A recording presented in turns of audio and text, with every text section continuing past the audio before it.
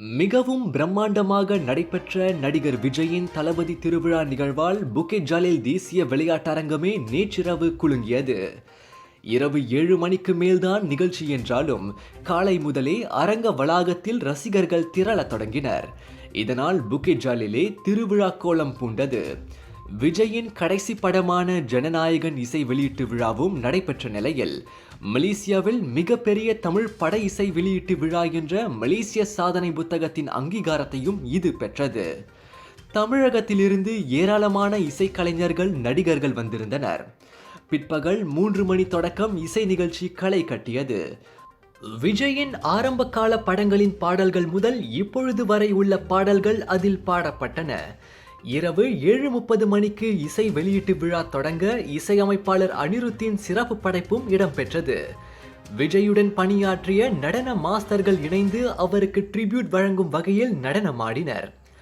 உச்சகட்டமாக மேடையில் பேசிய விஜய் 33 வருட தனது திரையுலக வாழ்க்கையில் மக்கள் தனக்கு பேராதரவு வழங்கியதாகவும் இனி மக்களுக்கு திருப்பி தரும் நேரம் என்றும் நெகிழ்ச்சியுடன் கூறினார். சினிமா விட்டு ஏன் போறீங்க அப்படின்ட்டு நிறைய பேர் கேட்குறாங்க. சினிமான்றது ஒரு மிகப்பெரிய ஒரு கடல். அதுல ஒரு கரையோரமா ஒரு சின்னதா ஒரு மணல் வீடு கடல் ஒன்று தான் ஆசைப்பட்டேன். பட் அதே ஒரு மாளிகையா மாத்தி தந்தது நீங்க எல்லாரும் தான், என் ரசிகர்களாக நீங்க எல்லாரும்.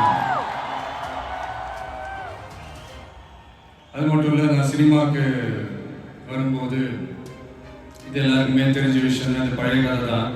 நான் ஃபேஸ் பண்ணாத விமர்சனங்கள் இல்லை, நான் ஃபேஸ் பண்ணாத அவமானங்கள் இல்லை, இந்த மாதிரி நிறைய காயங்கள் அதெல்லாம் தாண்டி தான் வந்திருக்கிறோம்.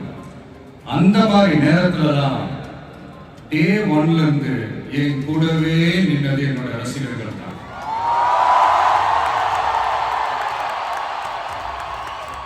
ஒரு நாள் 2 நாள் இல்லைங்க, கிட்டத்தட்ட ஒரு 30-33 வருஷத்துக்கு மேலே என் கூடவே நின்றுக்கிறாங்க. அதனாலதான் நான் என்ன டிசைட் பண்ணேன்னா, அடுத்த 30-33 வருஷத்துக்கு அவங்களோட நான் நிக்கிறேன்னு முடிவு பண்ணிட்டேன்.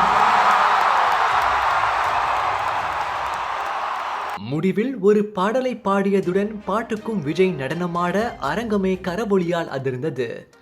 த லாஸ்ட் டான்ஸ் என அவரின் தீவிர ரசிகர்கள் அதனை கொண்டாடி தீர்த்தனர்.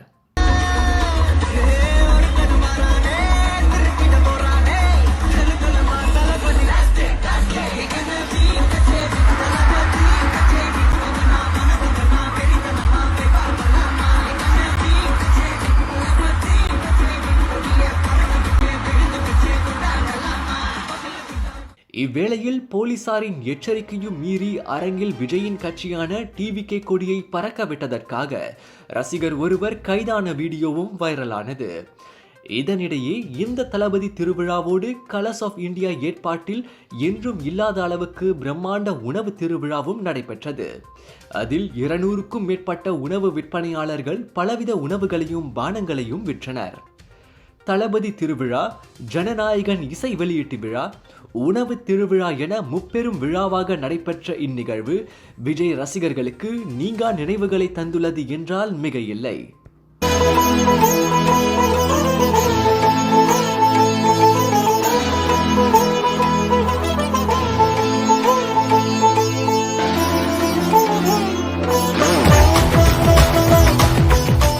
அரசாங்க பல்கலைக்கழக அங்கீகாரத்துடன் வேலை செய்து கொண்டே படிக்க ஒரு அரிய வாய்ப்பு. வத்திகா ரிசோர்சஸ் ஏற்பாட்டில் ப்ரொஃபஷனல் பேச்சுலர் இன் பிசினஸ் மேனேஜ்மெண்ட் கல்வி வாய்ப்பு. திறனை மேம்படுத்தி வாழ்க்கையில் முன்னேற உடனே தொடர்பு கொள்ளுங்கள்.